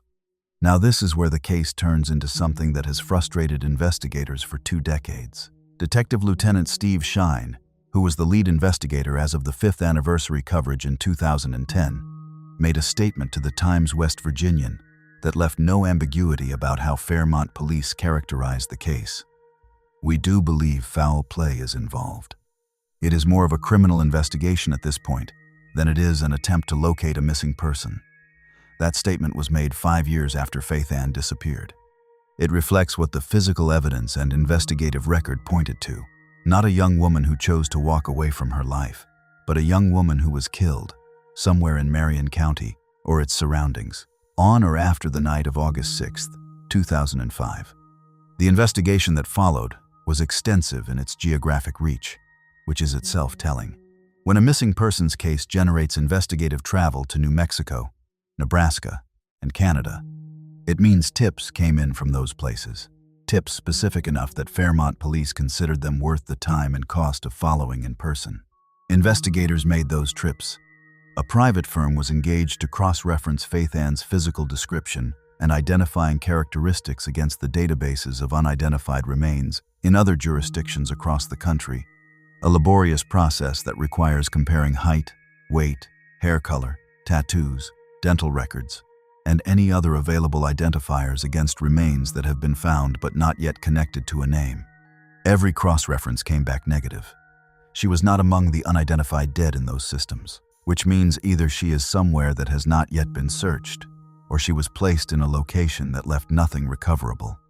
A podcast covering the case produced after 2020, with enough reach to generate new attention, produced tips that were being actively worked as recently as 2025. According to coverage from WTAP in Parkersburg, the case file remains open at the Fairmont Police Department. The reward fund established by FaithAnn's mother, Rose Monroe, who spent years posting flyers at truck stops and rest areas and convenience stores across multiple states, remains active. Rose Monroe did the work that families of the missing do when the official investigation stalls, and the only engine left running is a mother's refusal to accept that her daughter is simply gone and unknowable. 20 years later, she has not gotten an answer. But here is the impossible gap. Between 11:30 at night on August 6th, the McDonald's, the east side of Fairmont, the parking lot under the summer dark, and the doctor's appointment the next morning, FaithAnn Willis ceased to exist in the public record. No phone activity, no witnesses who have come forward with anything usable, no trace on any road, in any building, at any location, beyond the east side of a small West Virginia city on a summer night 20 years ago. Think about what that means geographically. Fairmont is not isolated. It sits on Interstate 79, one of the main north-south corridors in the state. Marion County has roads running in every direction. The east side of the city, where FaithAnn was last confirmed to be, connects to Route 250, to United States Route 19, to a network of county roads that fan out into the surrounding rural terrain. Someone, or several people, had to move her in a vehicle, at night, through a landscape with roads and potential witnesses and the ordinary infrastructure of a populated county. And in all of that, nothing has surfaced. No one saw anything they came forward with. No evidence has been produced. The geography that should have made concealment difficult has, so far, made it complete. 3 men were in that circle on August 6th. The police know their names. One of them is dead. None of them were ever charged.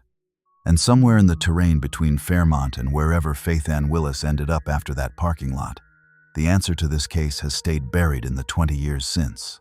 Her mother, Rose Monroe, spent years driving to truck stops and rest areas and gas stations and taping flyers to bulletin boards, the kind of sustained, unglamorous, exhausting effort that nobody sees unless they have been the family of a missing person. She held fundraisers to keep the reward fund alive. She gave interviews on anniversaries. She did everything that could be done from the outside of an investigation that had stalled. The doctor's appointment was the next morning. Nobody drove FaithAnn there. Nobody has ever answered for that. 1 year later, and about 40 miles south, along the Kanawha River corridor between Bell and Charleston, a 21-year-old mother of 3 dropped her children at daycare on a Wednesday morning in July, made 2 phone calls from the western Kanawha area, and then vanished before noon. Her gold minivan turned up 4 days later, parked on a street in a part of Charleston that nobody who knew her had any reason to expect her to be. Her purse was gone. Her phone was gone. Her debit card had not been used, and a witness would later testify in related proceedings that Melanie Matheny was in a hole. July 19, 2006. Bell, West Virginia. The community sits along the Kanawha River in Kanawha County, a few miles east of Charleston, in the industrial corridor that runs along the river through the heart of the state's chemical and manufacturing history. Bell is small, a few thousand people sandwiched between the river and the hills. A working community with a DuPont chemical plant on its eastern edge, and the kind of residential streets that exist in every riverfront industrial town in West Virginia. Modest houses, short commutes, families who have lived in the same county for generations.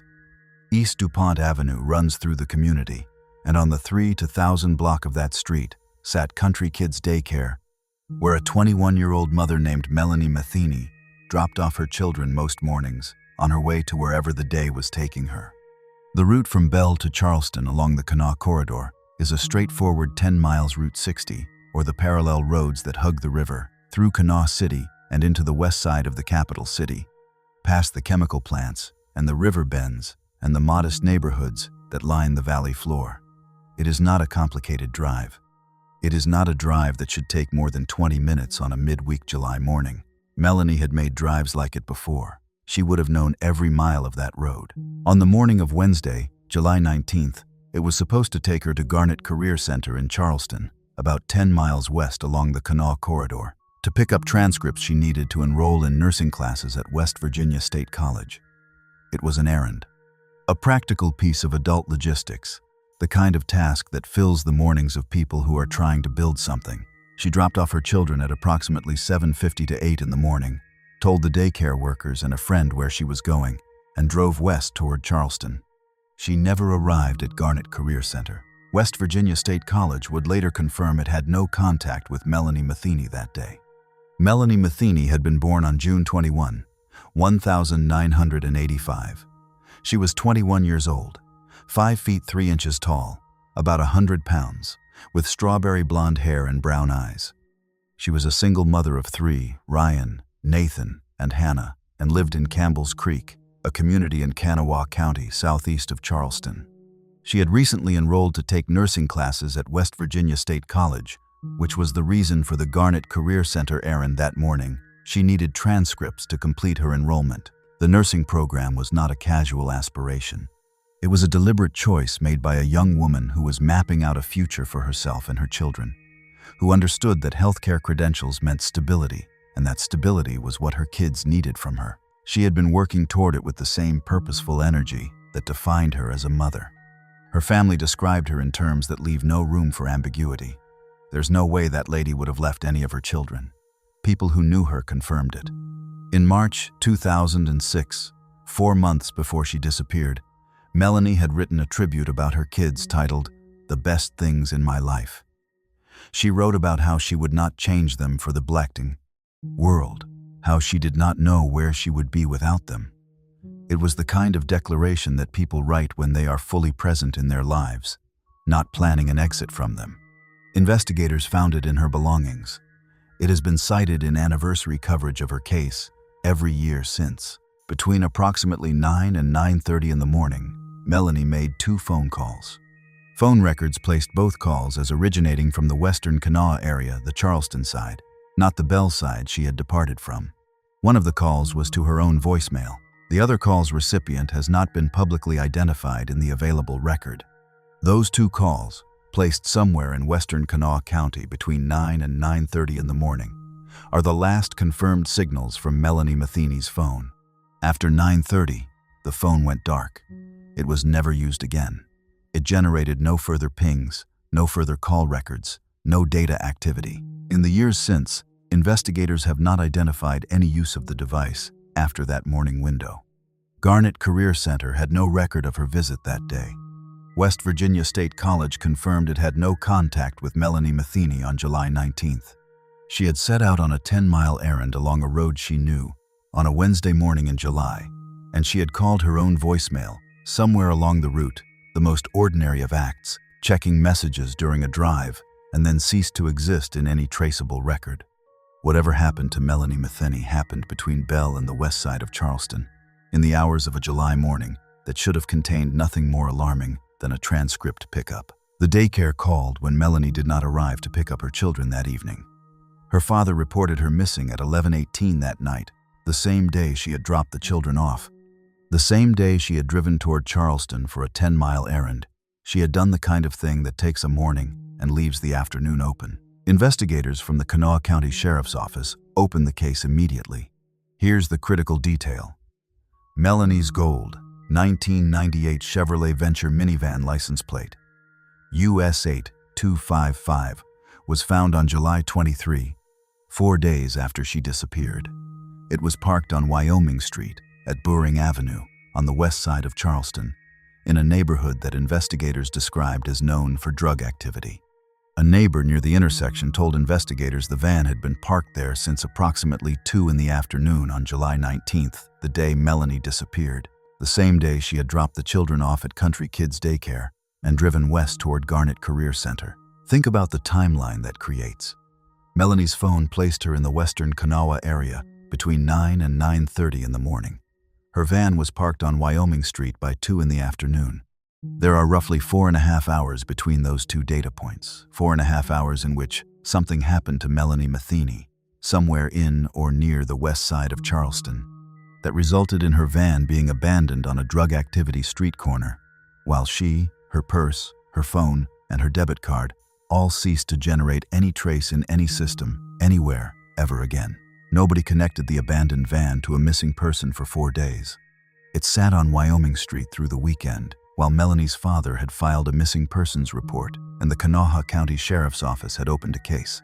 When investigators finally located it, they found no purse, no phone, no debit card, no food stamp card.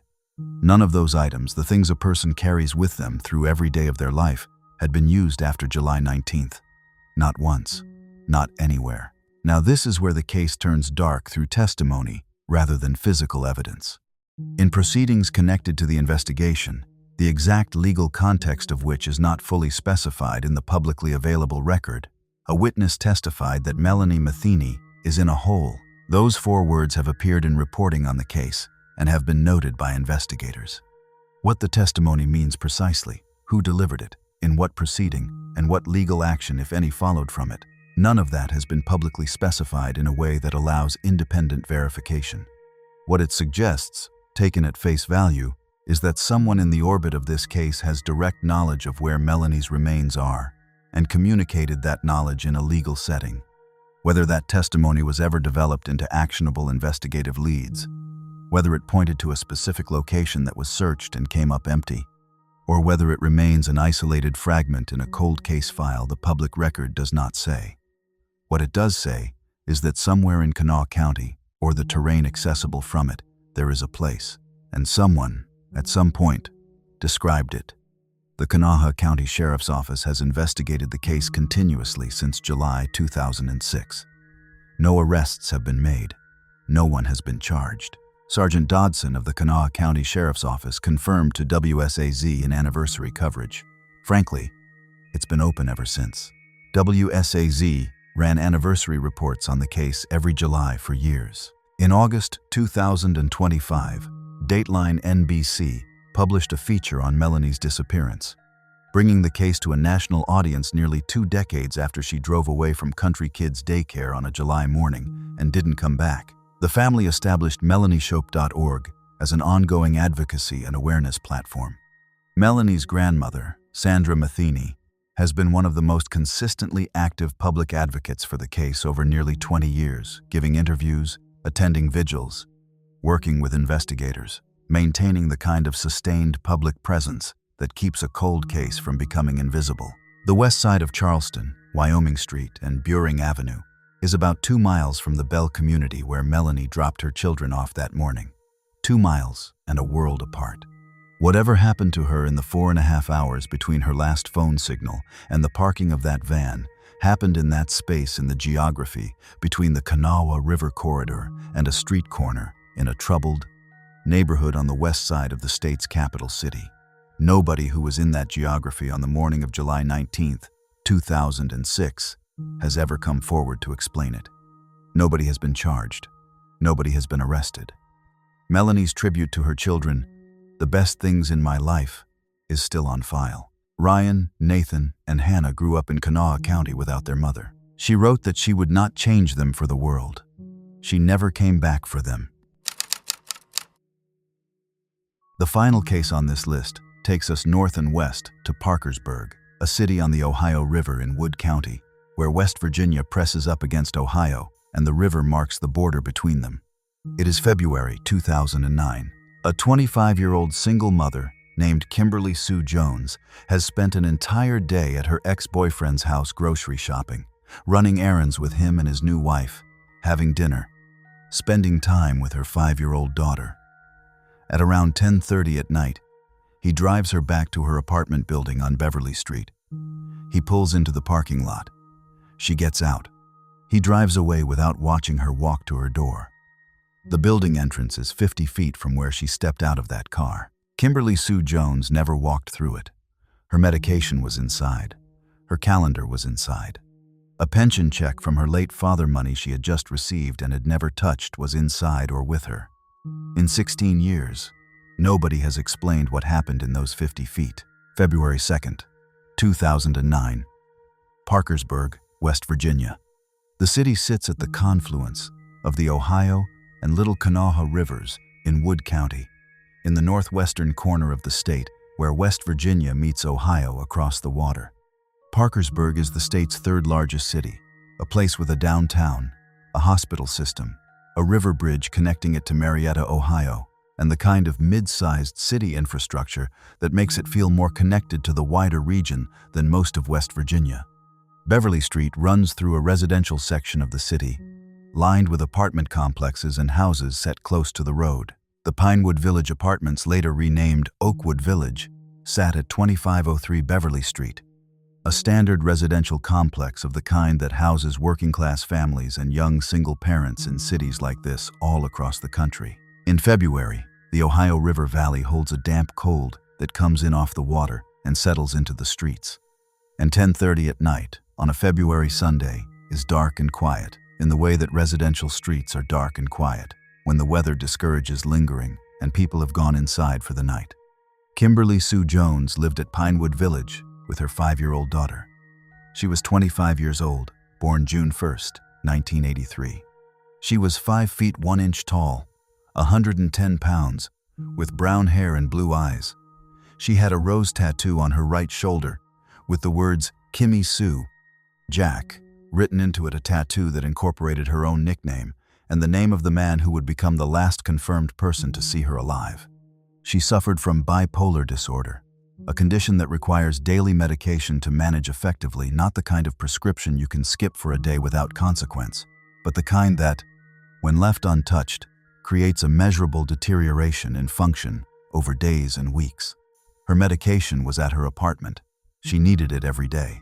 It was still there, in its prescription bottles, untouched, when investigators came to look for her. She had also recently received a death benefit pension check following the death of her father. The check was the final financial act of that lost money that arrived as a kind of last gift from a man who was no longer alive to give it in person. Kimberly had the check. She also had a calendar in her apartment with upcoming appointments written into it. She had a life that was anchored to her daughter, to her medication schedule, to the practical forward momentum of a 25-year-old woman managing grief and single parenthood, and the daily logistics of both. On February 2nd, Kimberly called her mother around 3 in the afternoon. The call was unremarkable in every way. She said she had been invited to spend the day at the home of Jack Crone, her ex-boyfriend, the father of her daughter, a man she had maintained a civil enough relationship with after their relationship ended, in the way that parents sometimes manage to do when a child is the bridge between them. Jack had since married someone else. His wife was there at the house. Kimberly's 5-year-old daughter was with her. Nothing about the call raised any concern for Kimberly's mother. It sounded like what it appeared to be, a Sunday with the people connected to her through her child, a domestic, low-key day that parents of young children have all the time. The day unfolded with ordinary texture. Kimberly and her daughter were at Jack Crone's house through the afternoon and into the evening. They went grocery shopping together, the kind of errand that speaks to comfort and familiarity, not tension. They ran other errands. They had dinner together. The evening wound down the way relaxed family days do. By the time it was time to go, Kimberly's daughter had either fallen asleep at the Crone house or was staying there, and Kimberly needed to get back to her apartment on Beverly Street. Jack Crone offered to drive her. She accepted. At approximately 10:30 to 11 in the evening, Jack Crone's car pulled into the parking lot of Pinewood Village Apartments at 2503 Beverly Street. Kimberly got out. Jack Crone drove away. He did not wait to watch her walk to the entrance. He did not wait to see the door open and close behind her. He pulled out of the lot and drove away. And the last confirmed thing he can say is that she stepped out of his car in that parking lot on a cold February Sunday night. From that moment forward, Kimberly Sue Jones has not been seen or heard from by anyone. Her apartment was 50 feet from where she stepped out of that car. When investigators later examined the apartment, they found everything inside: her clothing, her personal belongings, her daily bipolar medication, still in its bottles, the prescription completely undisturbed, every pill accounted for, none taken since she had last been home.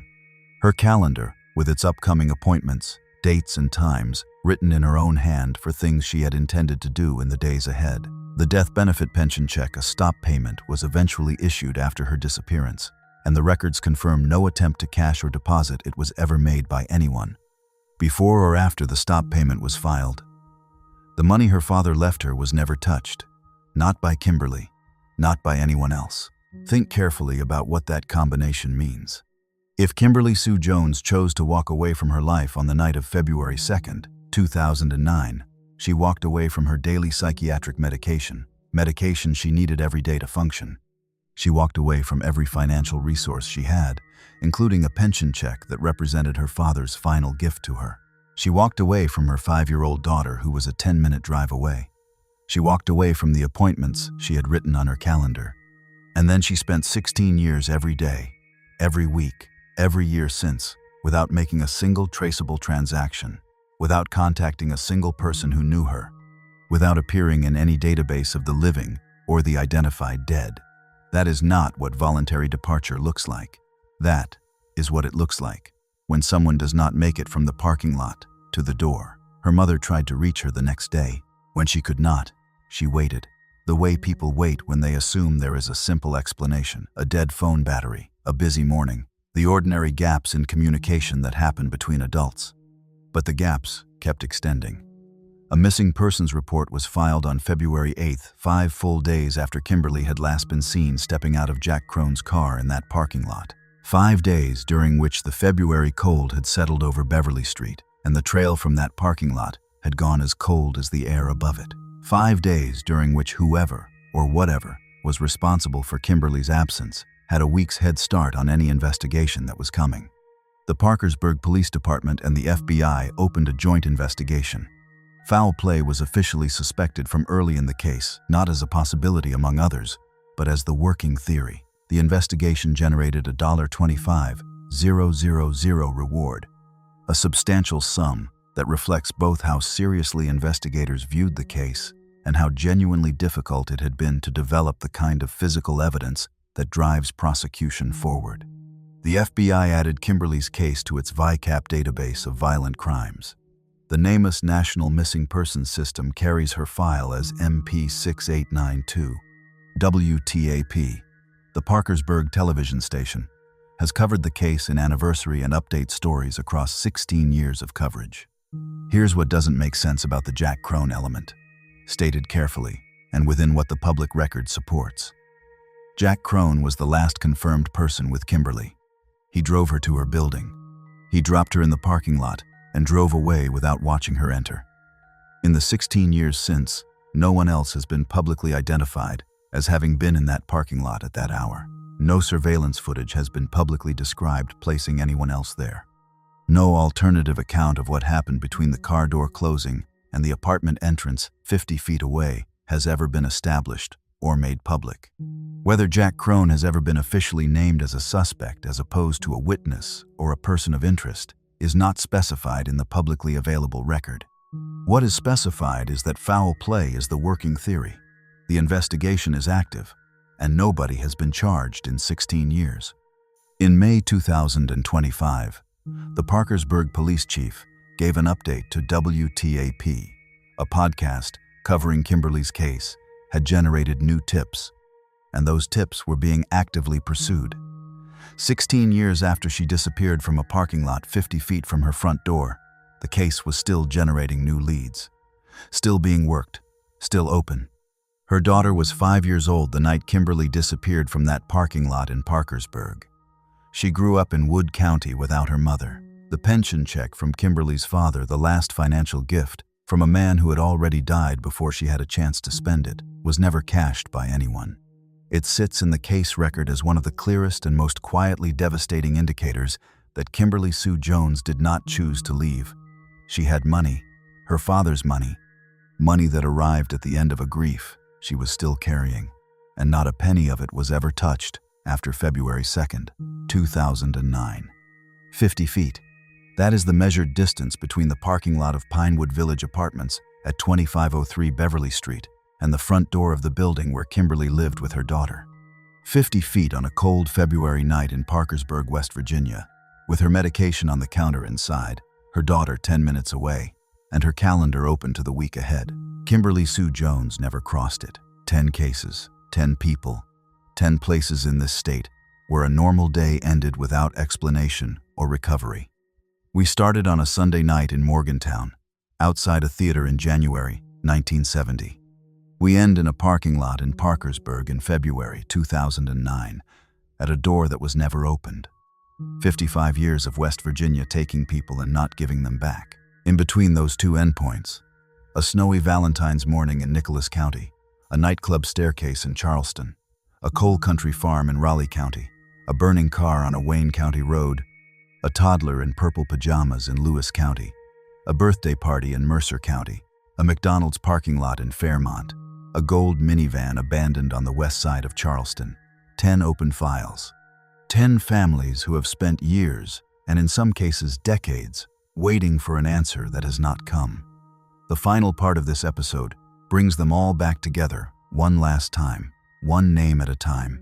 Pull back the map, all the way back past the counties, past the river systems, past the highway grid, until you are looking at West Virginia the way you might see it from altitude. The Appalachian ridgelines running northeast to southwest in long parallel folds, the valleys between them holding rivers and roads and small cities and communities that have existed in these hills for generations. The Monongahela draining north toward Pittsburgh, the Kanawha running west through the capital, the New River cutting through the gorge that bears its name, the Ohio forming the entire northwestern border, gray and wide and indifferent. It is a beautiful state. That is the honest truth of it, and it is worth saying plainly, without apology. The fog in the morning, the hardwood canopy in October, the way the rivers move through the low ground with a kind of patient authority there, is nothing wrong with the landscape. The landscape is not what is troubling about this list. What is troubling is the silence that the landscape has learned to hold. The particular, specific, case-by-case silence of 10 people who went into it and did not come back out. The silence of families who have been waiting, in some cases, for more than 50 years. The silence of case files that are still marked open, still being worked, still generating tips that investigators are still pursuing, because the alternative to that silence is something none of those families are willing to accept. Let's go back through them, one at a time. Just the last confirmed moment, nothing more than that. January 18th, 1970. Morgantown. Two 19-year-old girls walked out of a movie theater on a Sunday night, got into a cream-colored car driven by a man nobody has ever conclusively identified, and were driven into the hills south of the city. Merid Malaric and Karen Farrell. Their skulls have never been found.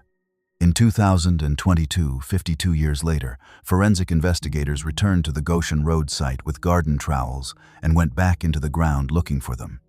They came up empty. February 12th, 1979. Bentry, Nicholas County. Susan Faye Roop walked out of her apartment building on a snowy Monday morning and got into a blue vehicle with a driver whose identity has never been established. She had left a note on the kitchen table for her daughters. She had promised them Valentine boxes that evening.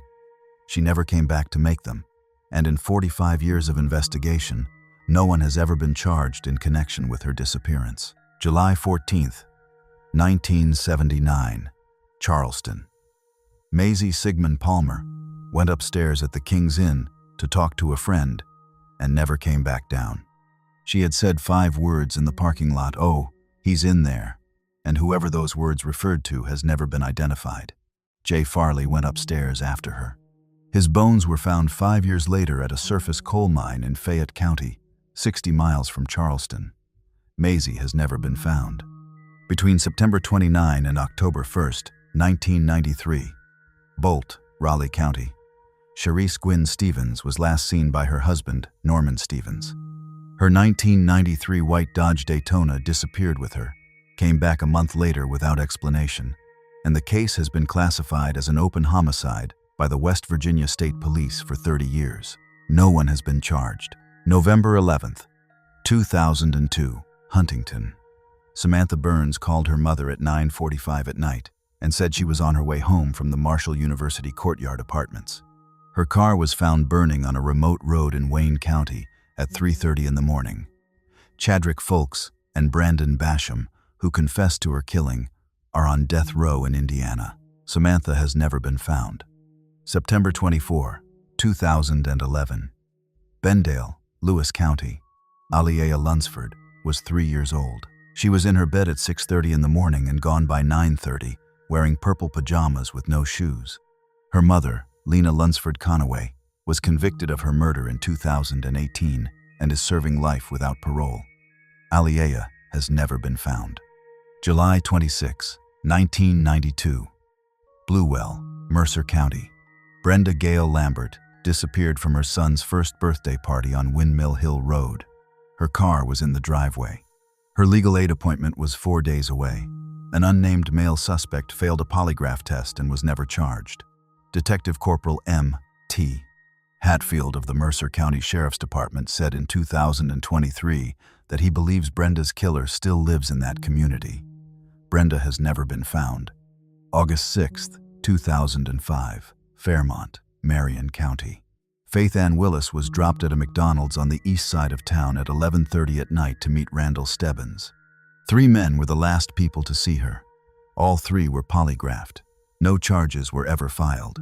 One of the 3 is now dead. FaithAnn has never been found. July 19, 2006. Bell, Kanawha County. Melanie Matheny dropped her children at Country Kids Daycare at 8 in the morning and drove toward Charleston for a 10-mile errand. Her phone went silent at 9:30. Her gold minivan was found 4 days later on Wyoming Street on the west side of Charleston. A witness testified, in a related legal proceeding, that Melanie is in a hole. No one has been charged. Melanie has never been found. February 2nd, 2009. Parkersburg, Wood County.